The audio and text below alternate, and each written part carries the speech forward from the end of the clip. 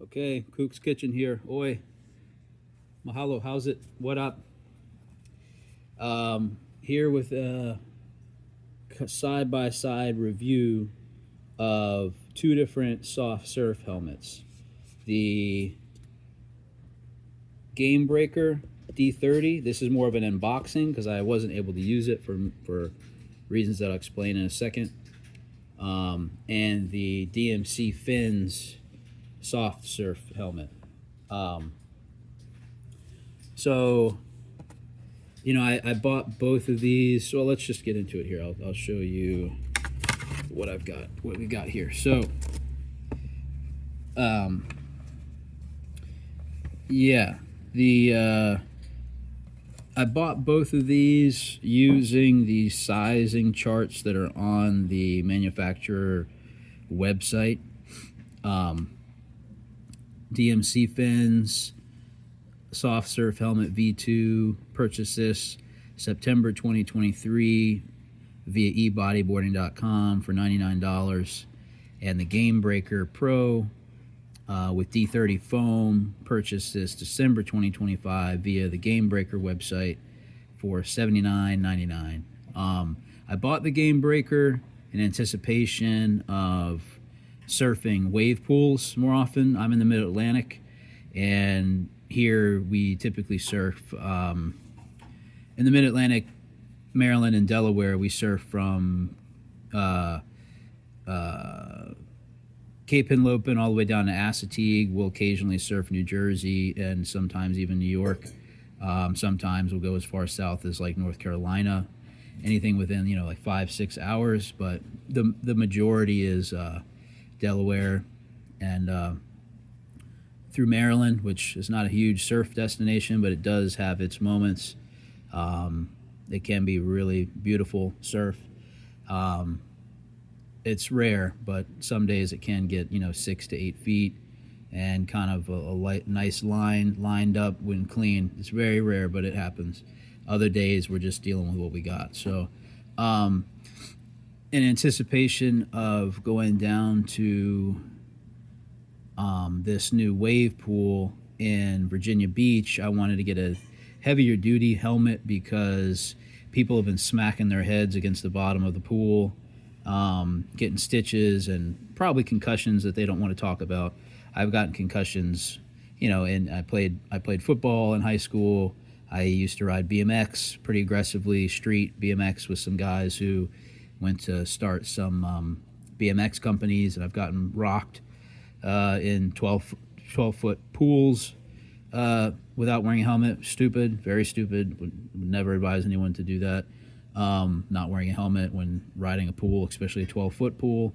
And I've gotten rocked surfing, so I typically like to wear a helmet nowadays. Now I'm middle-aged and just want to protect my head. So I already did individual reviews on both of these. As you can see, the DMC ended up getting a 4.33 out of 5, and the Gamebreaker ended up getting a 3.33 out of 5, mainly because it will not it will not fit at all. It will not actually secure to the head at all. I bought an extra large. I meticulously measured my head with a tailor's tape, exactly how they said to do it. It didn't fit, or it won't latch. It did fit. It's comfortable, but it won't latch. And I think there's a couple ways they could make this a lot better for surfing, which I'll go over in a second. I will be purchasing, or exchanging it rather, for a large and see if that will correct the issue. But let's just, now we looked at the stats from my two different independent reviews, which are on my site.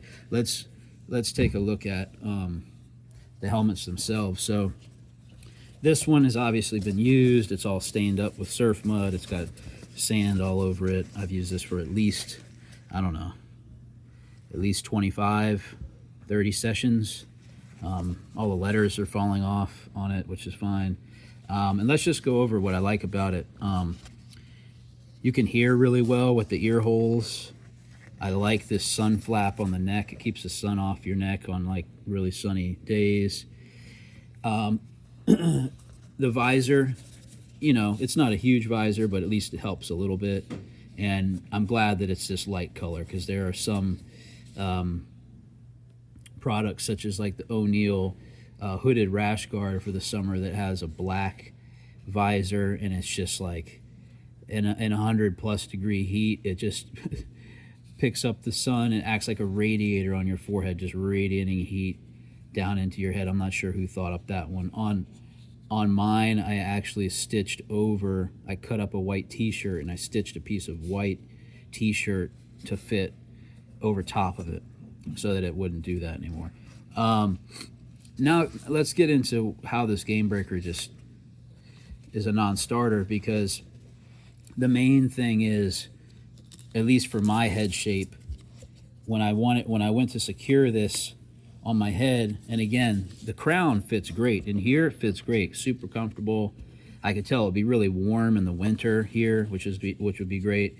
But for, at least for my head shape, to get it cinched up, I have to pull this strap through about that much. And again, I went off of their sizing recommendations, and I'm well within their sizing recommendations, and it feels really good here, so I think it's about the right size. But the problem is, when I cinch this strap down, I'm going to try to see if I can show you in the camera, this fuzzy part of the Velcro comes to right here, okay, and then the hooks start right here, and when you fold this over to secure it, you're all out of hooks. See, you're about, it might be hard to see this, but you're about a 1/2 inch until you start with the hooks again. So that means that if I want it to fit correctly, it won't fit, it won't secure at all. If I wanted to back it off till it's really loose, then yeah, then it could fit, but it'd be rattling around my head. And as anyone who's ever worn one of these kind of helmets in any kind of surf will tell you, you really do not want that happening, because if it's rattling around your head and you go to a duck dive, water can come in here and yank your head back. You know, if you get a really bad wipeout and this thing isn't secure, who knows where it'll end up. It'll be yanked off your head, it'll twist your neck around. You know, it's just not a good deal. Like surf stuff needs to fit securely. So that's kind of the hugest issue with this that I've found. And then the other issue is on the back. On their fitment website, on their fitment video on their website, it shows laces like the DMC, but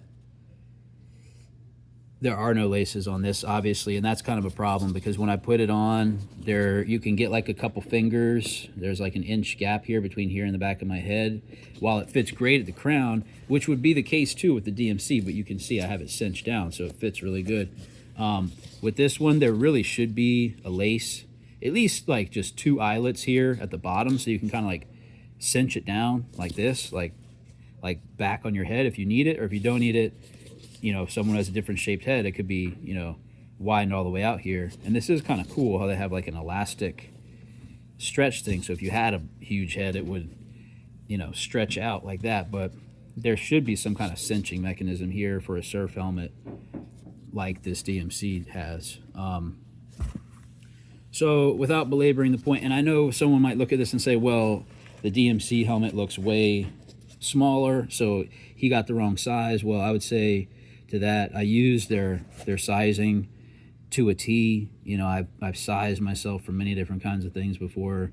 I know how to measure myself. I got a soft tailor's tape. I did it the right way. And it's also a little bit of an optical illusion, because this DMC helmet, I mean, this Gamebreaker helmet is so much thicker that it looks like it is a lot bigger, but it really isn't much bigger at all, just because of how thick the padding is compared to the DMC. I'd say if you're looking at it side by side, I don't have calipers or anything, but the padding on the DMC is at least twice as thick. I think it's really more like 3 times as thick. And it's got multiple kinds of foams. You can see in here from the, if you look inside this ear part here, it might be kind of tough to see in the camera, but you've got an orange foam and then a black foam. So anyhow, that's the two side by side.